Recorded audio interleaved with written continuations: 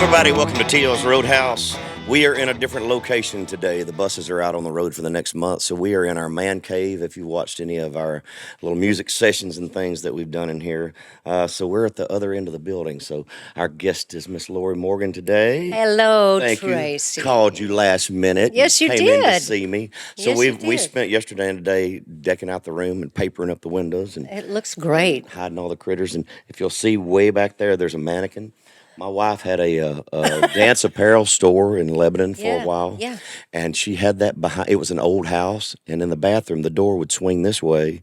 And she had that mannequin behind the door. And every time I'd go in there and go to the bathroom, I'd close that door and turn around and scare the crap out of me. I hate that thing. I hate You do? Well, I walked in and I thought, is this a joke on me or what?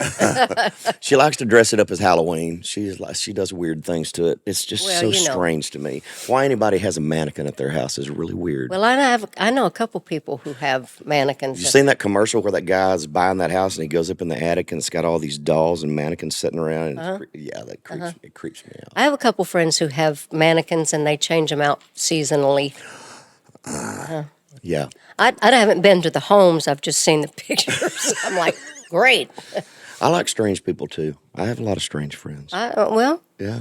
I'm you eclectic. can't be straight, not straight, but you can't be normal and be in this business, really. I agree with that. I like strange people. The weirder, the better. I remember I was sitting in Battery Park, New York. It was early on in my career, and I'd just gotten my first tattoo, and I was sitting there bored. We were playing some outside festival. I said, I want to meet the weirdest, most strange person I can meet. And I sit up there in the jump seat of the bus for a couple of hours, and this guy, he was probably 65 or 70 years old, had gray hair down to his butt. Tattoos David Allen all Coe? over. No, close. Oh, okay. His name was Tattoo Al. He was covered in tattoos, had a Harley Davidson headband tattooed across him, and had like a 25-year-old babe with him. I said, "Give me that guy." And I wound up being friends with him, stayed in touch with him for years until he passed away. Wow. Yeah, it was really cool.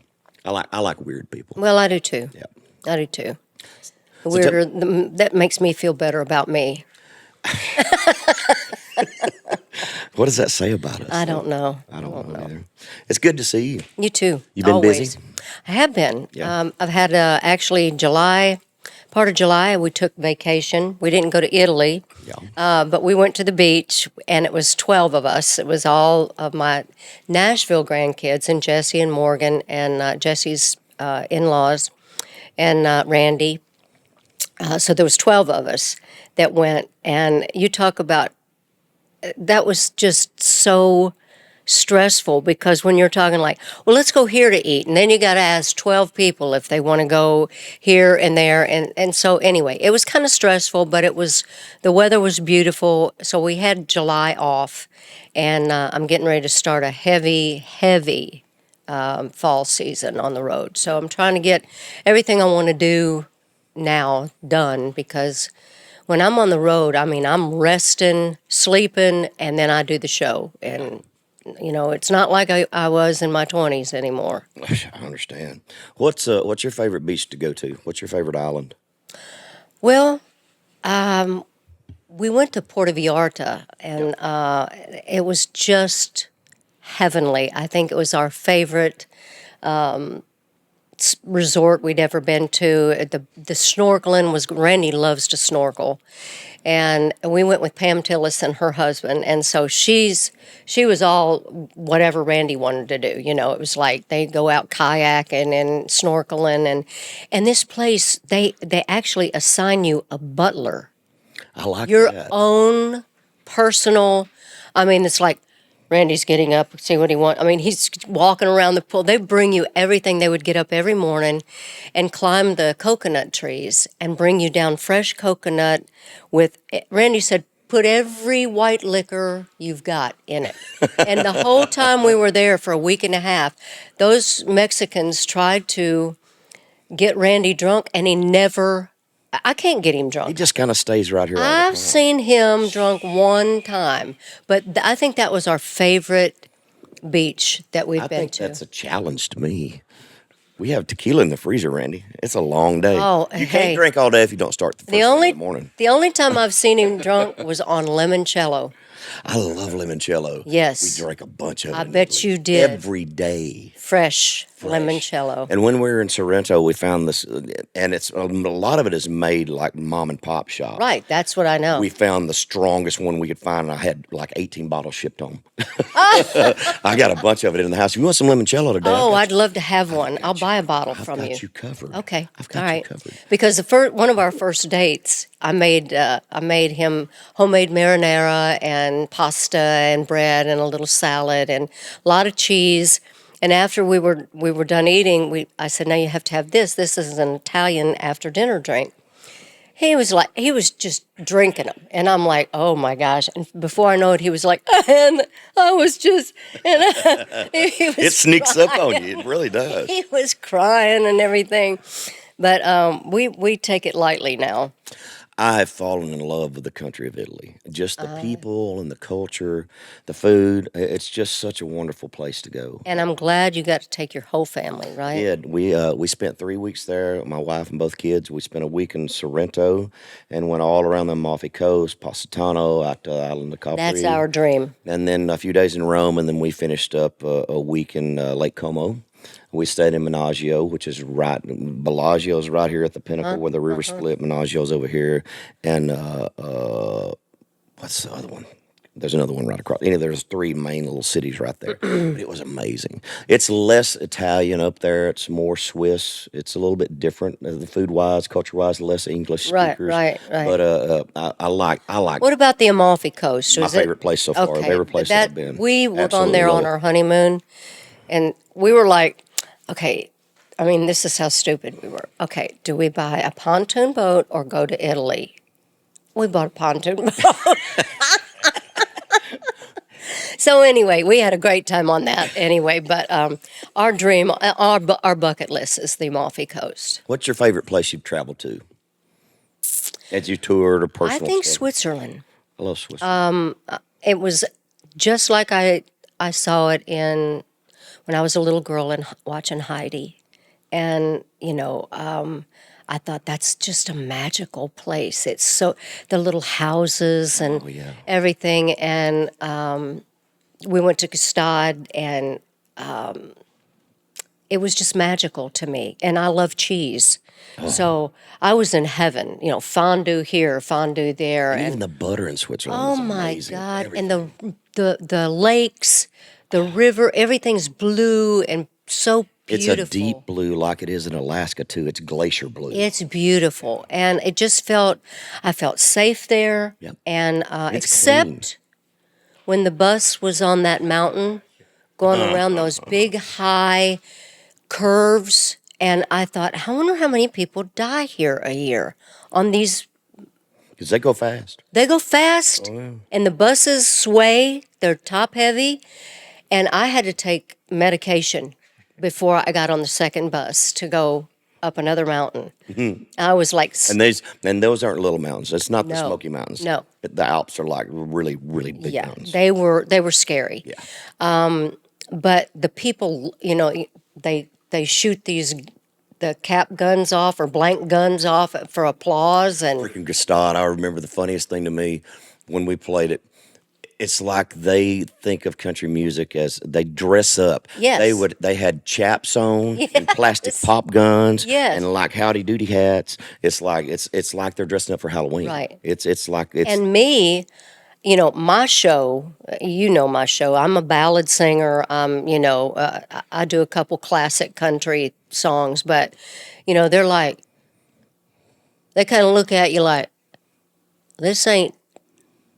This ain't no George Jones. This ain't, and so it was weird for me, but they were very receptive yes. of any kind of music you play them, and I loved it. And they love the steel guitar over there. Absolutely love the steel. you don't more take than the the- fiddle, you have to take a steel with you. Yeah. Without If a you doubt. don't take a steel, They get upset. that ain't country music. Oh yeah, they're very serious about it. Yeah. What a beautiful country though. It's when we were there, we played in Interlaken last year. Yeah, I've been there too. And we took the day with Albie, the promoter. I'm sure Yeah, you know yes, I know Albie. Buddy Albie. And we went up to the top of the mountain there, about 45-minute drive, where they shot 007 69, where the trolley and everything broke Yes, down. They were yes. fighting on top of the cable car. It's really far up there. Yeah. You have to make like 4 different changes on the cable car to I'd get up. rather do that than It's that way bus. up. I'm telling you, it's way up there. Even walking around the little trails up top, it's scary. I mean, Yeah, you can have an accident quick. it's really far down.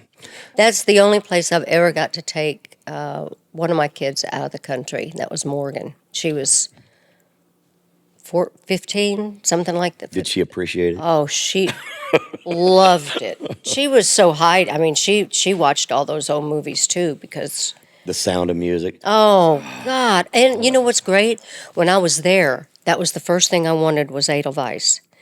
And it was out of season. It wasn't the season for Edelweiss. It was already gone. And the lady that was our interpreter or whatever made a special trip, her and 2 other guys up some elusive mountain And somewhere. they yodeled all the way. All the way, yodel.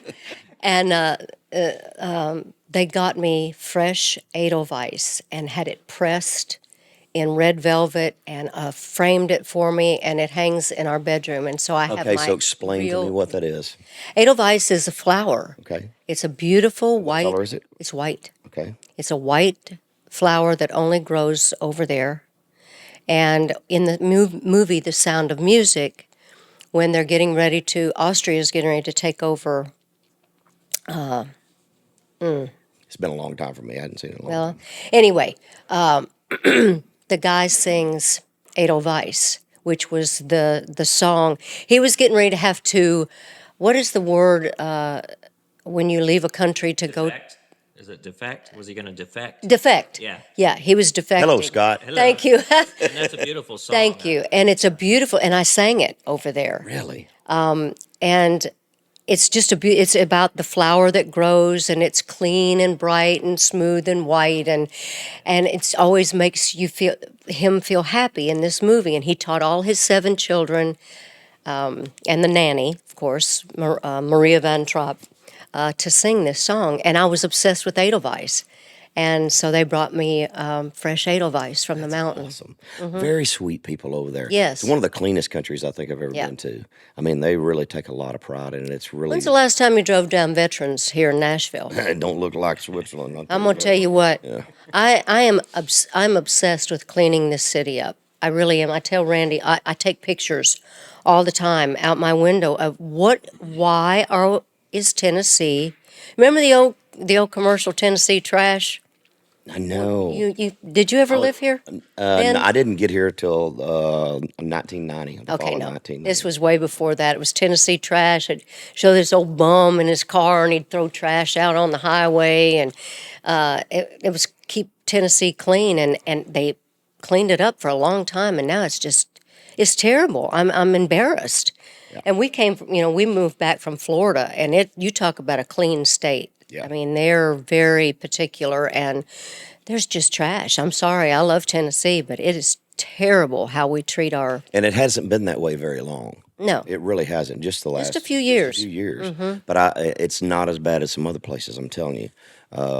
When's the last time you were out in L.A.? It's bad. let me tell you, I love y'all out there, but I don't love 'em care out there, if too. I don't ever go. And I used to LA. love going out to California. I mean, I loved L.A. I went out there and took acting lessons for several years, was doing a lot of stuff, doing auditions and things. And I thought San Francisco was the most beautiful country in the Oh United States. God! And now, And that drive across the Golden Gate Bridge Yes. out to Napa was one of my favorite and things. when you do. got to look across to Alcatraz Oh, my and gosh. things that people don't ever get to see. Yeah. But now I wouldn't go out there. I'm It's petrified. dangerous. I'm petrified. It's very dangerous. Yeah. It's sad to see just what society has done and where we're at right now. And I know you and I both have strong opinions about that. Yes, we we're do. Very, very opinionated, and we don't have to go down that road if you don't want to. I go down any road you want to go to, Tracy, because I am very, and my husband and I both are very upset with the way our country's being run. And we are very strong, opinionated. I've gotten in a lot of trouble about it. I don't really care. Yeah. Because nobody else is. obviously has got any answers. So mine might just be the answer, I don't just know. believe that we should live and let people live. I don't care what anybody else does. I just don't want to continue to have things shoved down my throat. And be forced to accept things that I don't think are right. Just like the way they attacked Jason Aldean last week was Well, I keep unbelievable. saying I support Jason Aldean. I love Jason. I love him. And I listened to the song as soon as I saw the stuff start. I pulled the video up and I watched them like, this is ridiculous. There's nothing here. And listen, And I text with Jason and I was like, you facing, they're coming after you, brother. You better get ready. And they did. and they did. Oh yeah. And just like our great writers from years ago, if you go through Shakespeare stuff and even Hemingway and people like, they wrote some weird, controversial stuff, but they're poets. People are creative. You got to be creative. You got to let people sing Absolutely. and write and introduce you to more than just everything that makes life boring, and you got to learn. And Jason Aldean, he's a powerhouse, Oh yes. and he's not. I don't think he's stupid. He's not going to do. Hey, this is my life. You don't do this in a small town, and you don't do No, this you in a don't. small town. No. Not where I grew up. Not where I grew up, Not at all. and not in my new neighborhood. Not down this road I live on either. No, I can tell you that. I've been down this road. It's really sad to see all the things that are happening. I hope that in the very near future we get some things lined out. I've watched people that I respect in certain states like Florida that have really got a grip on everything that's going on. Yeah. He's really he's kept that state moving in the right Yeah. direction. I've had a couple of opportunities to meet Governor DeSantis, and I've been very impressed with him. Oh, good. He's a solid Because we love him too a lot, and his wife's very smart. He's smart. He cares about. He's not just a politician wannabe. He's there for the long haul. Yeah. For America, and there's a couple other people. Oh yes, there's a lot of them out there. We're going to see how a lot of things shake out. It's going to be very interesting to You're see rocking. what happens. I know I'm rocking. I think it's a habit. She's getting on to me. Yes, y'all. I know. That's why I worried about getting in these rocking chairs because I can't help it. But it's a comfortable. My wife picked these out. Shocking. Yeah. Yeah. Yeah. That's Yeah, very shocking. This was my man cave, and she took it over, and she did all this stuff in here. Well, I think it looks pretty manly. Yes, it was. Did have all my workout equipment and stuff in it. So, yeah. I don't have any workout equipment. I play mermaids. I'm on the side. When I'm not singing, I'm a mermaid. Okay. Like when you get in the pool? Mm-hmm. Okay. You have And the I tail have, and I everything? have the tails Does that and work your abs and stuff? oh yeah. And I've been really since we moved back from Florida, I gained 20 pounds because COVID hit and we couldn't go anywhere and couldn't do anything, and so now I'm on the road to recovery of my weight and getting my body back. I mean, it's been hard. It gets and harder. the older you get, the less that weight comes off, the slower it comes off. So my dog Puddin', she's a little pit bull, and she swims every day, and I take her swimming every day. And yesterday morning I got up and I did my mermaid tail and everything in the pool, and she was so upset because she can't come out because she attacks it. She attacks me like I'm this unknown creature in the pool. But yeah, no, that's my workout. I swim, but I don't. It's hard for me to get on those machines because it hurts my legs. Yeah, I go to the gym a lot on the road, and that's kind of my thing.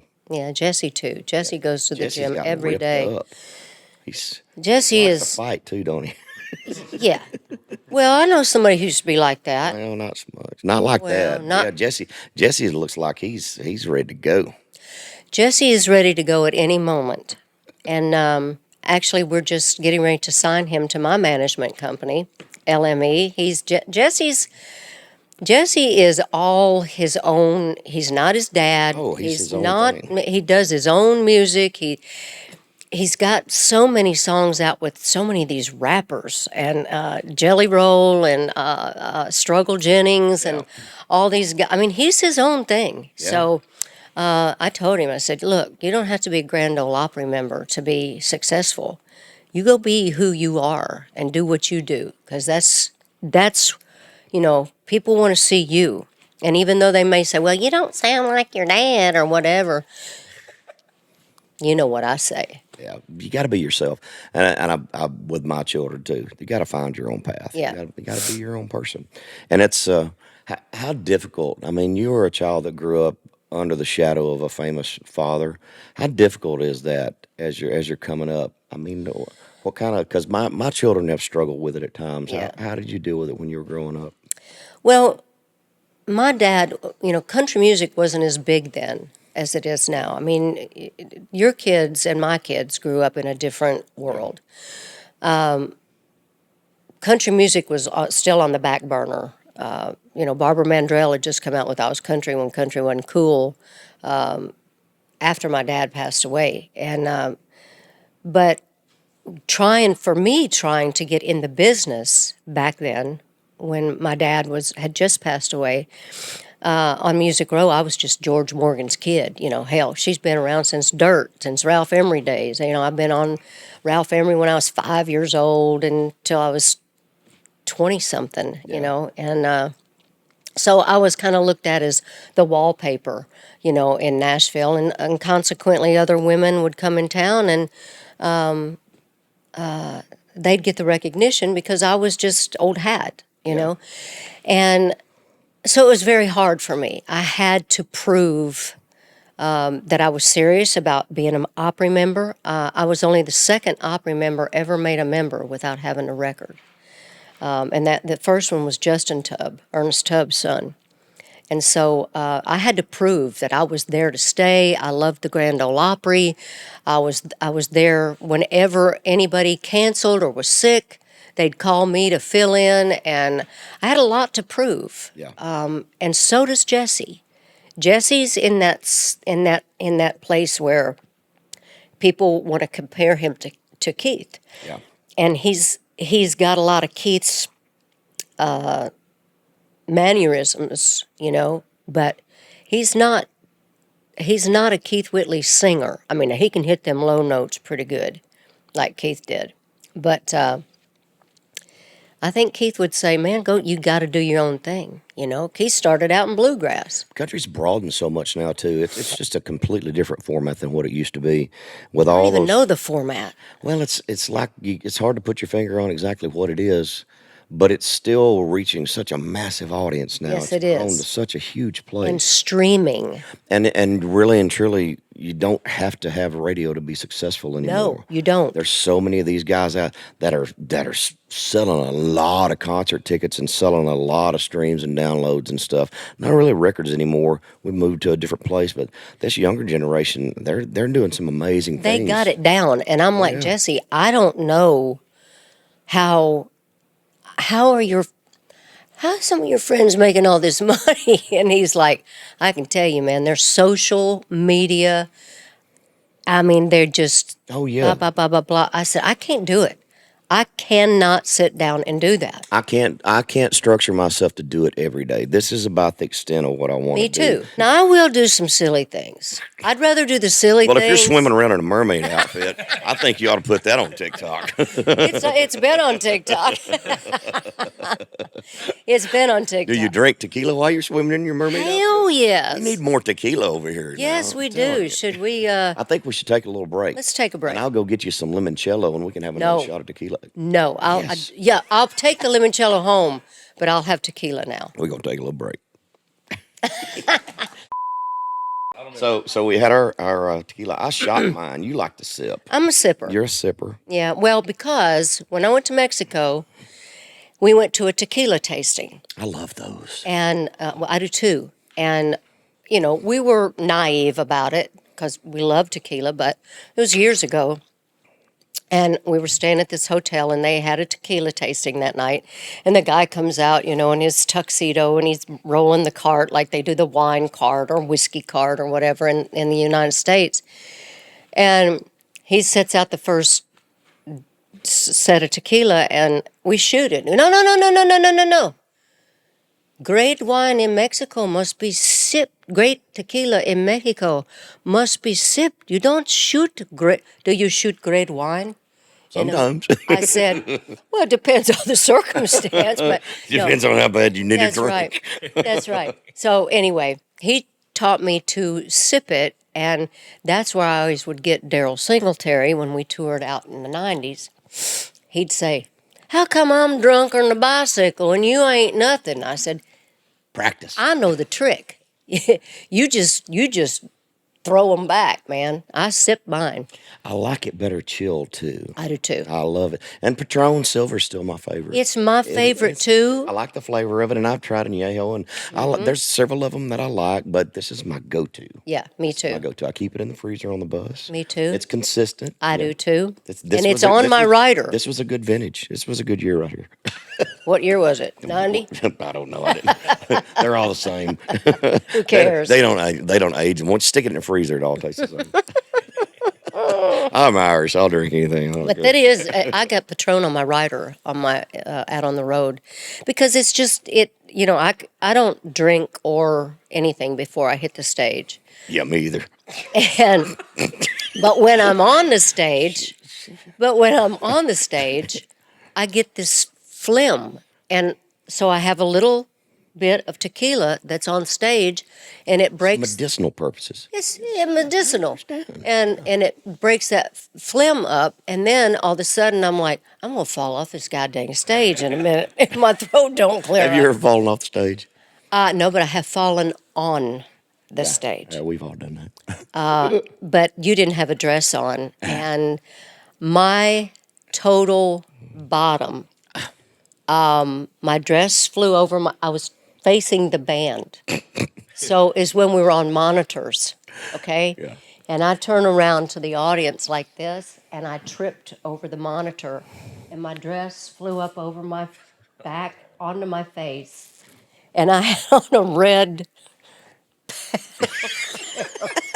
G-string panties, Yeah. and my whole record label was in the front row. Hey, how y'all doing down there? And I couldn't get up. And the band just kept playing, going, You teach them never. You don't stop. Don't stop. I couldn't get up. And I was like, oh my God, well, I was looking for something in red. Now y'all know I found it.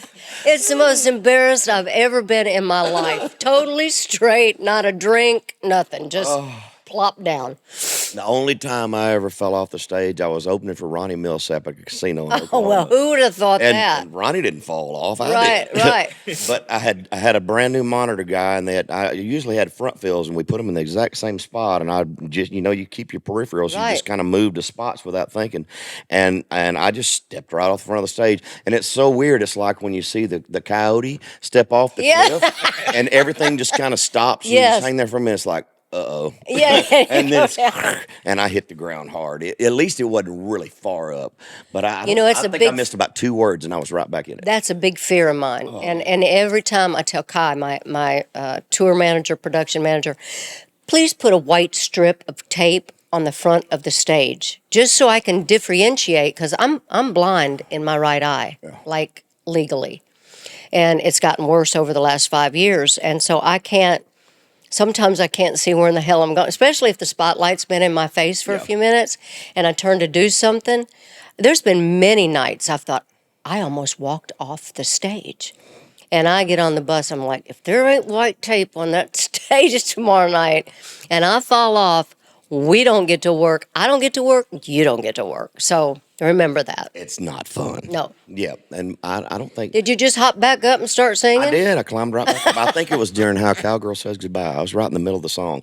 And I think they were able to do a turnaround. I missed like 2 words, and I was right back on it. It still freaks you out, though. It still scares the crap. Oh, I would. Now, I do want to. It's kind of a dream of mine to do that, where you fly off the stage and the audience catches That'd you. be awesome. I'm Dive into the mosh pit. I want to do that. Yeah. One night, and I'm going to do it. So you a thrill seeker? Yeah. Like roller coasters? Yeah.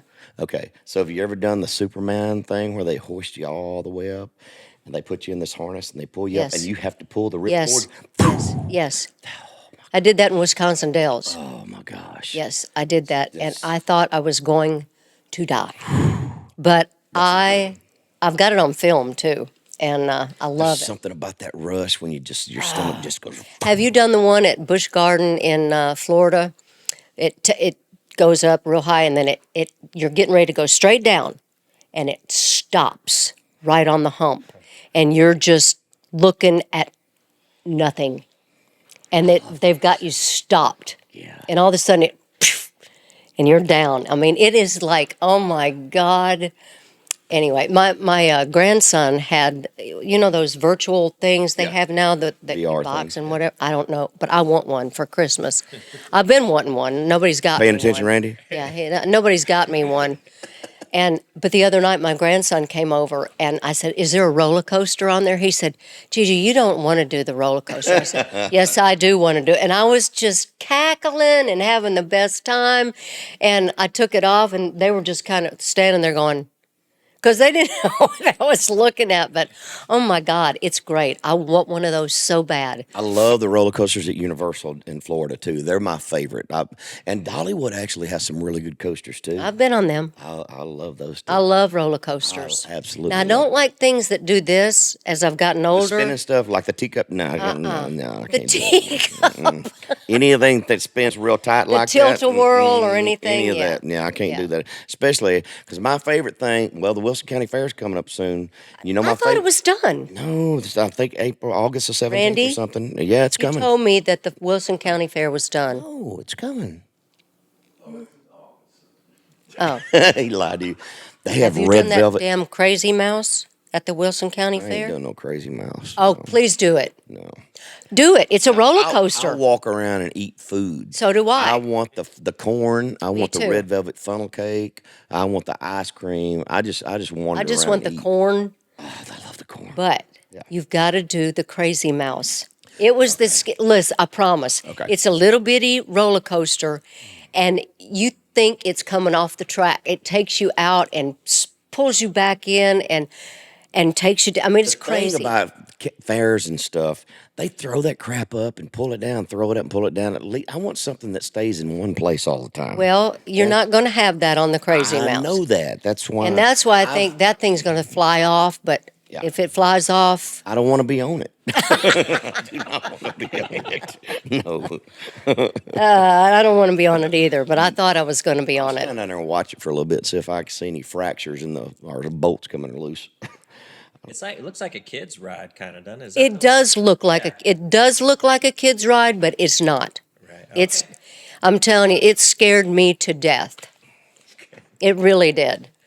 We have one of the best fairs in the whole country, and we play a lot of them. This one in our county here is really one of the Wilson best County ones. Fair. It's really one of the By best. gosh, It is. as Loretta would say, fire. Oh, Loretta. Yeah, God bless her. God bless her. God bless so many of them that we've lost, and it's just, it's inevitable. But It seems like everybody's just about gone, Charlie. Let's see. See, I haven't showed everybody this yet. I'm proud of So that. I just got my heroes and my Mount Rushmore on my arm. So it's George Strait and George Jones and Keith Whitley and Merle Haggard. So it's just It healing. just it don't get better than that. Just these are got four guys that were heavy influences on me, and I got to spend a lot of time with Jones. He was the first big artist that I toured with when I started going out in the early '90s. And he was like an old grandfather to me. He'd kind of calmed way down all the crazy stuff that I'd heard about. I mean, George was just a different guy. He still liked to mess with you though. He had you learn to walk around with your hands over your privates, because when you'd go to meet and greets, you'd be walking along. George would just backhand you right between the legs and say, "Take a bow, son."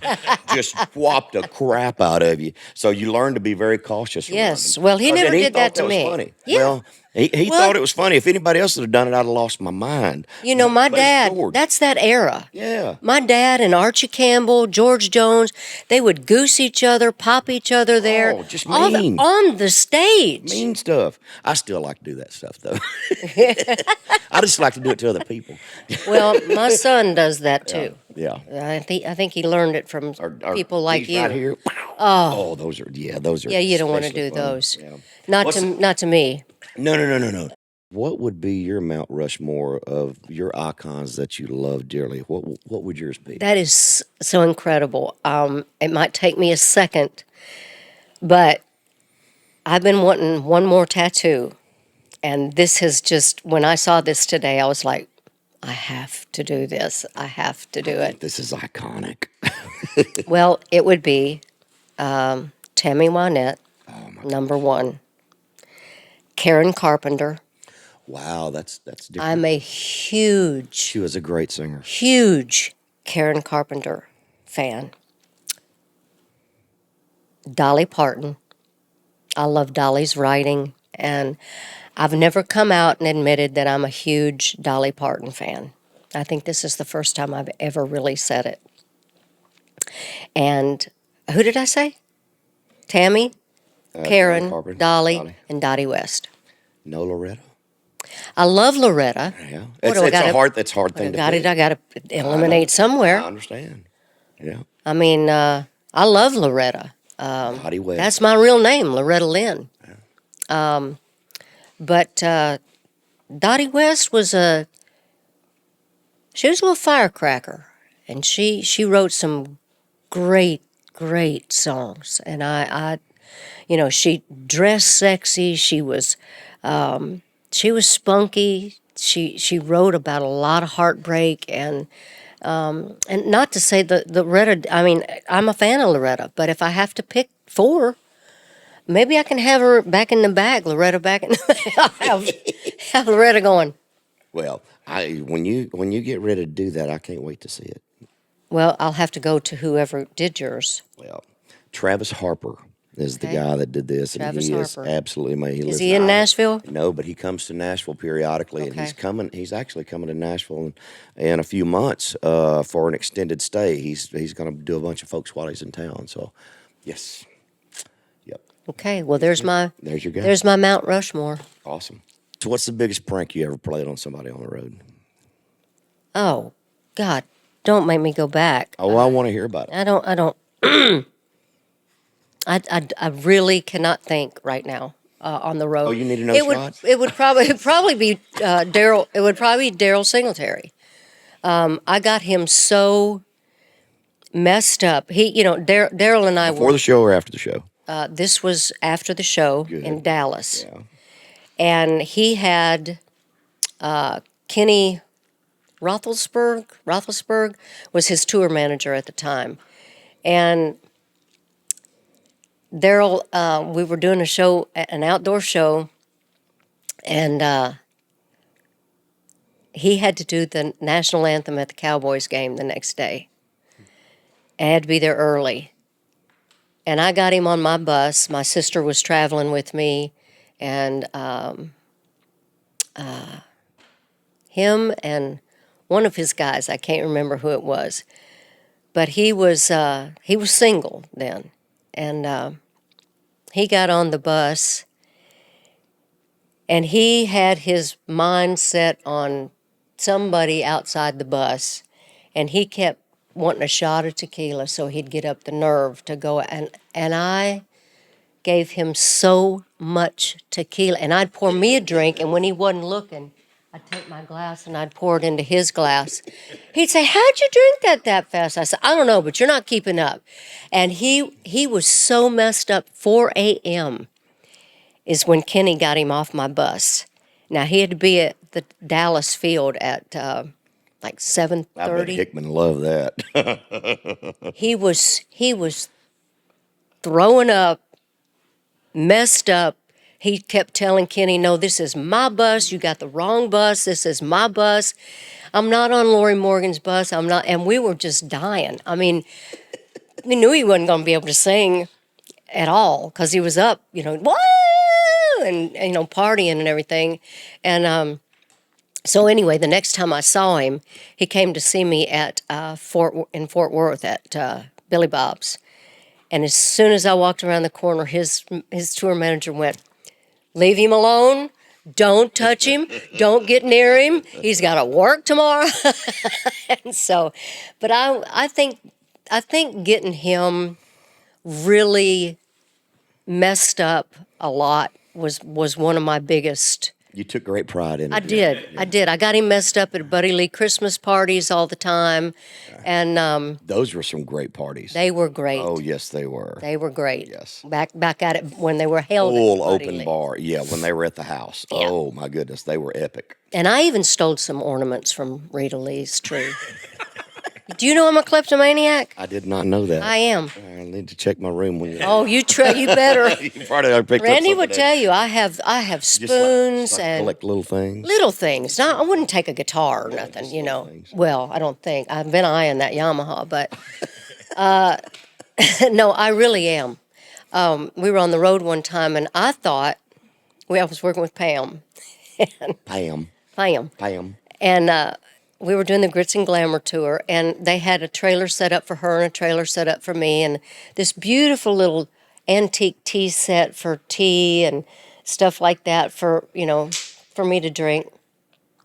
And I thought they were giving me the tea set. I mean, I was serious. I did. So when we were leaving, I took the whole little tea set and I put it in my bunk.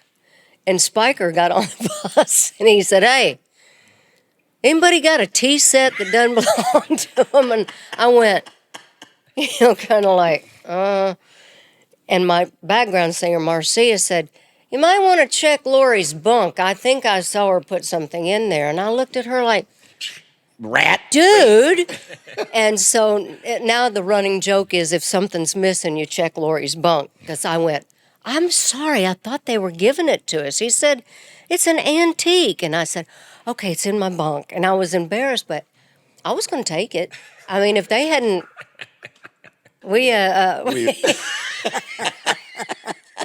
Do we need more tequila?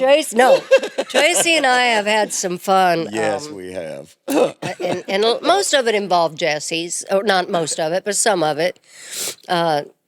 Jesse would be like, "Hey, man, after the show, can Tracy come up on the bus?" And I'm like, "Hell yeah, bring him I up." love him. And- I've always thought he was such a great guy. Well, he loves you and he respects you. He respects, I think, the people that he knows that treat me good and that I love, and I've introduced him to their music and that love his dad. And he's very respectful in that way. He would take a bullet for you. He'd take a bullet for Worley. I mean, he's a really great, soft-hearted, burly guy. I mean, He's ripped, is what he is. Yeah. He's been spending a lot of time pumping iron. He You can is. tell He's at the gym now. absolutely. Yeah, he called me on his way. He said, "Where are you going?" I said, "I'm on my way to Tracy Lawrence." He said, "Damn, I'm going to the gym."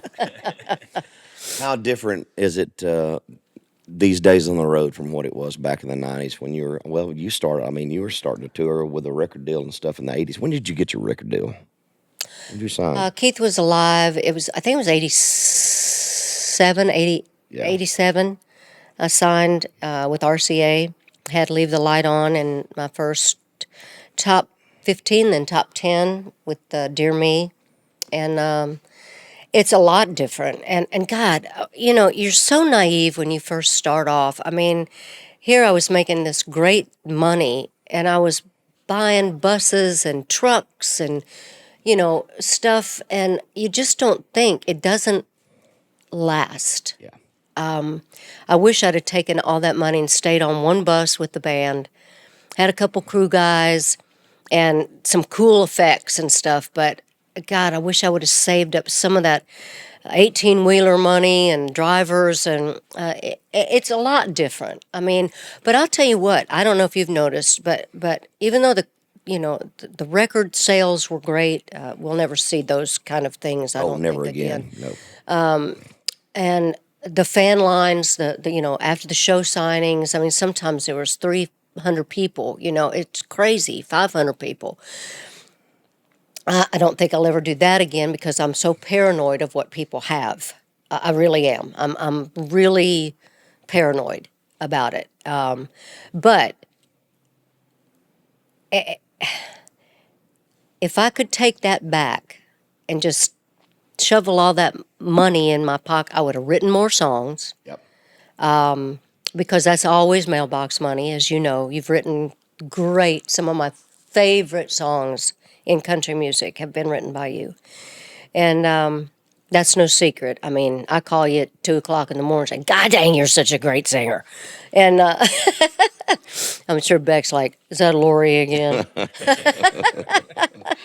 But anyway, I had a really good point I was going to make, and I guess the tequila went to my head. It's just so different out there now than it was years ago. And I'm But that's what I was going to say. You hit me.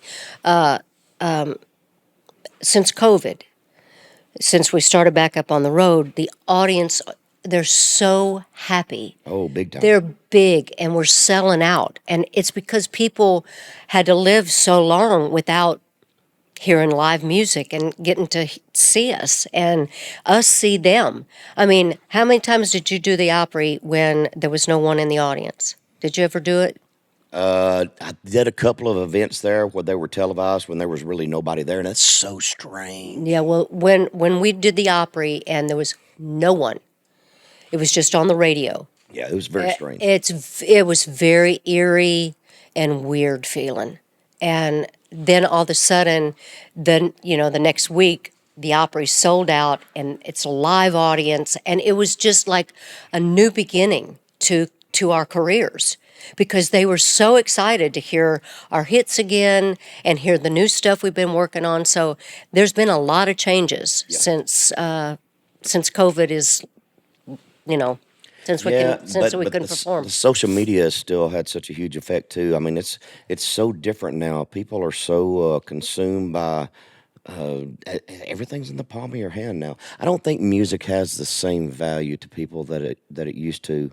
You used to anticipate an album when it came out. When you were waiting for the next album by your favorite artist, you waited and you waited and you waited, and you knew the release came, and then you get the record store and it was already sold out. You had to wait 2 weeks or 3 weeks for it to get restocked. Yeah. And now it comes out and it's just another piece of music on your phone. I know. It's just, it doesn't have the same.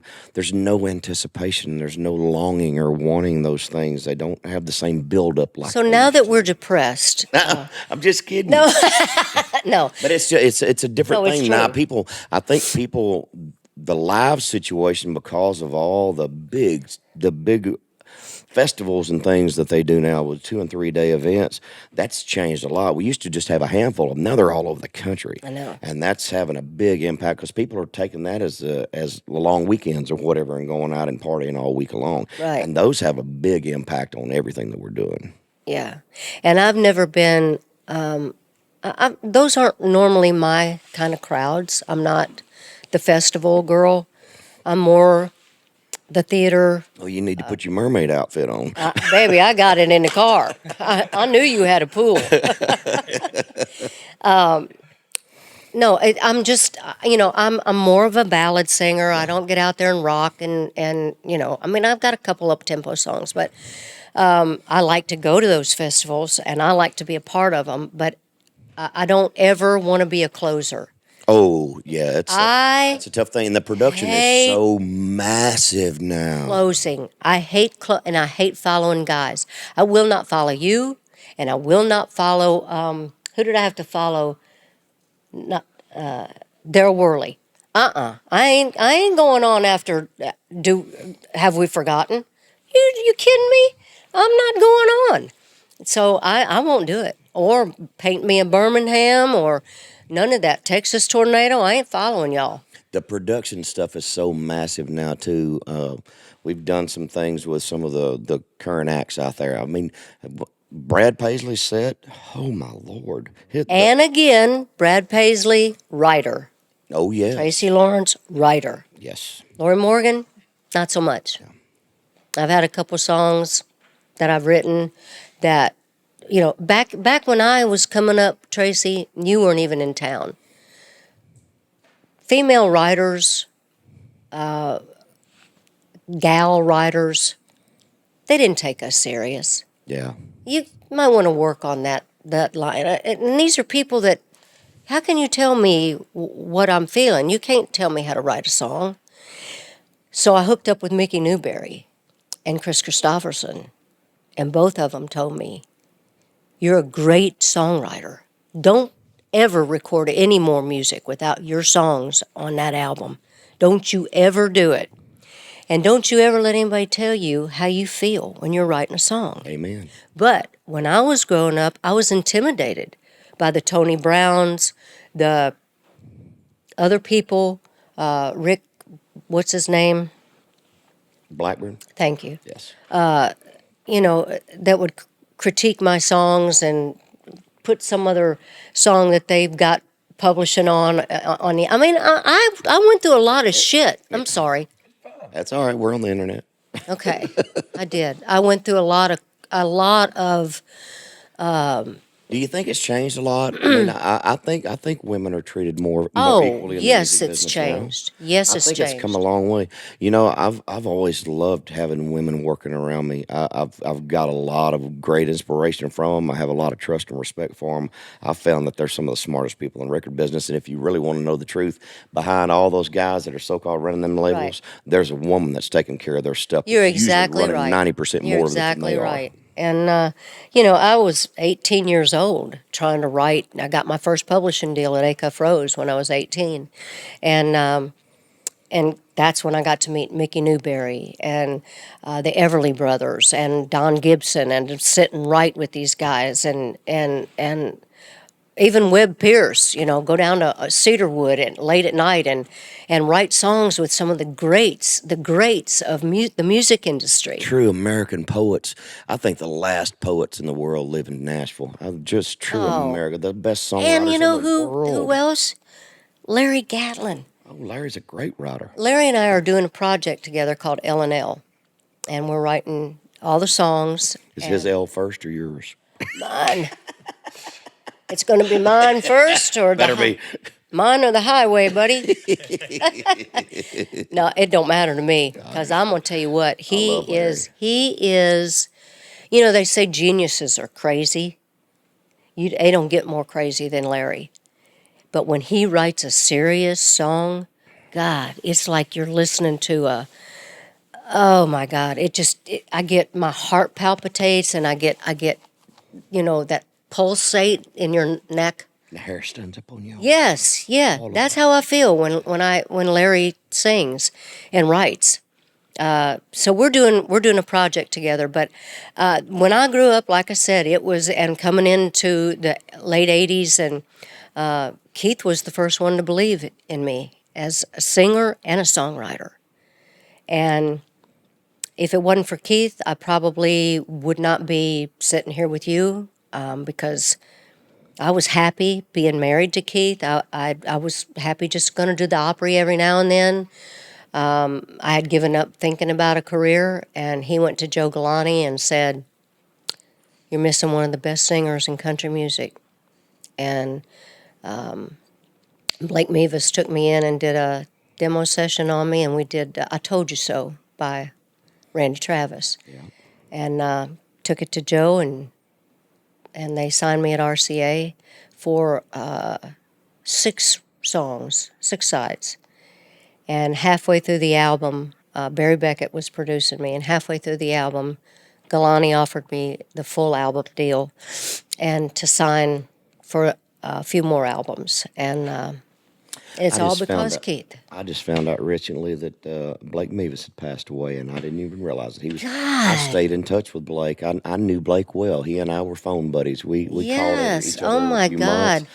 And I was a fan of his because I knew he produced that early Keith stuff, and he did And the the first George George, Strait couple yeah. of albums, Unwound, and all that early stuff by George. Blake and I had a real great connection. Yeah, so did we, I love and his those old wife cats. Jan, and matter of fact, Blake and Janice came to mine and Randy's restaurant in Florida. We spent a really crazy night with them in Florida, and then about 2 months later, Blake passed away. But he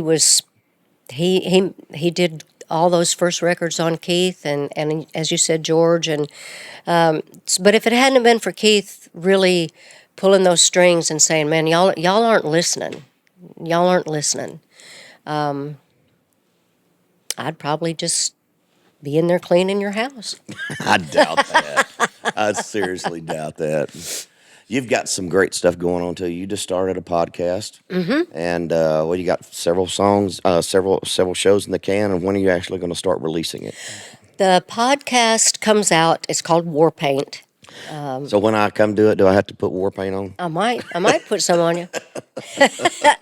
War Paint was a song that I wrote. It was a title of one of my albums on RCA, and it's all the colors in the rainbow of kind of like something in red, but it's not. But anyway, it's called War Paint because it's about everything. Gotcha. It's about every color, every mad, good, bad thing, and it's coming out August 17th, 21st,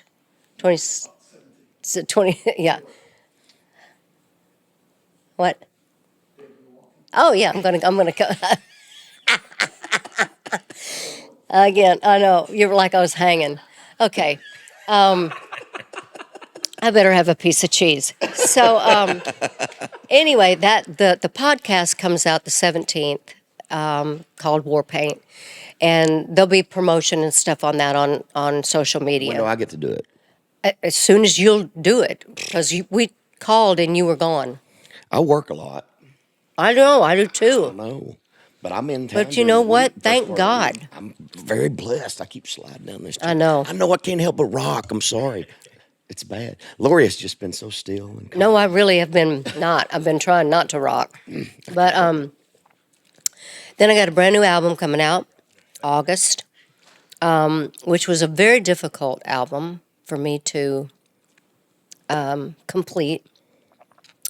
I teamed up with my old friend and great producer, Richard Landis, Okay. for this album.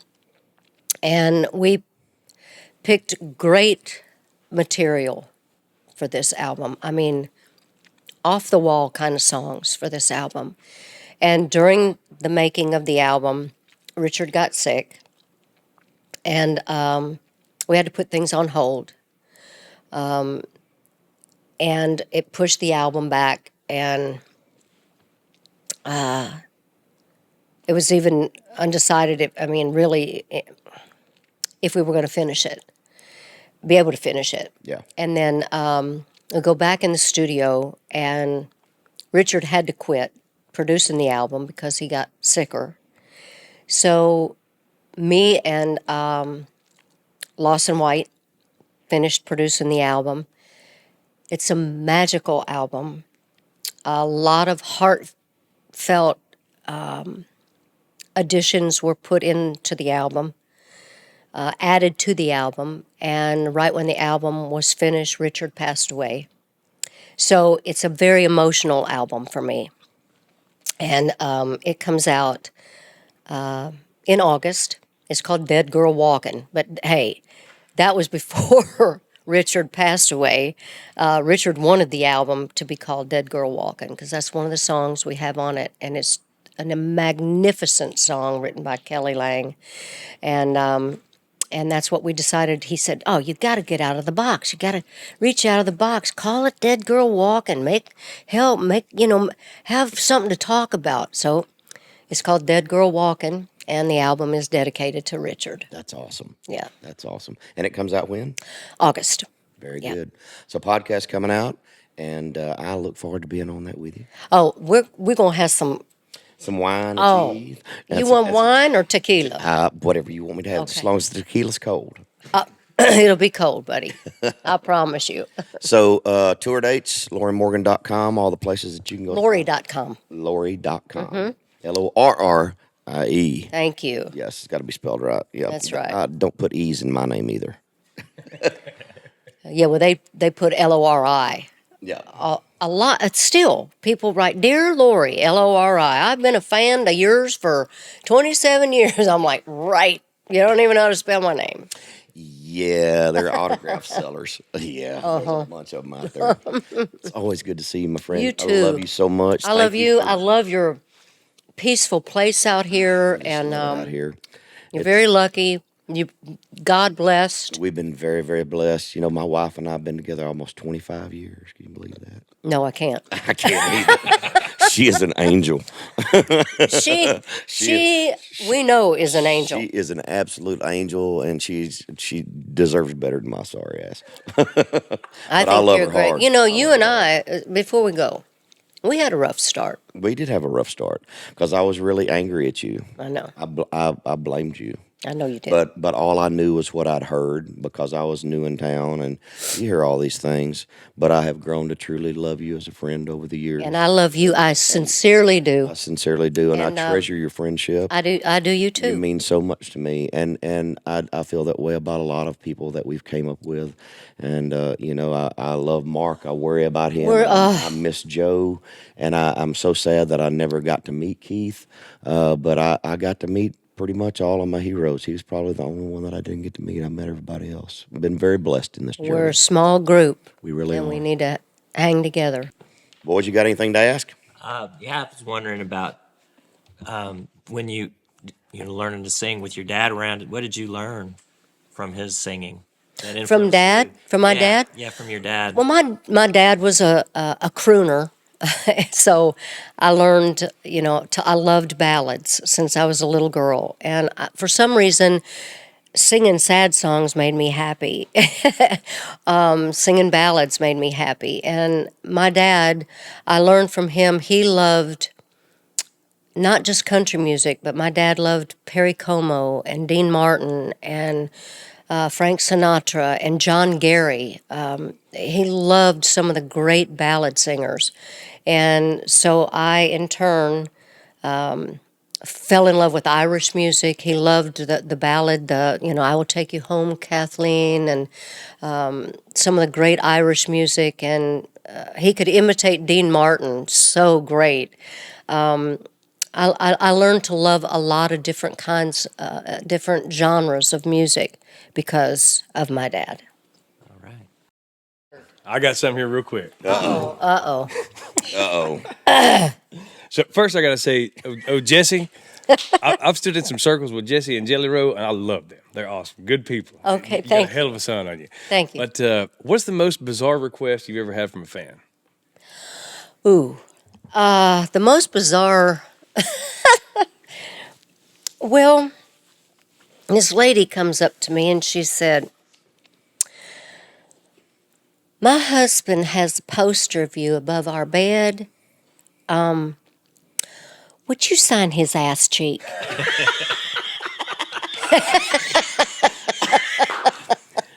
And with that, I bid you a farewell. Good night.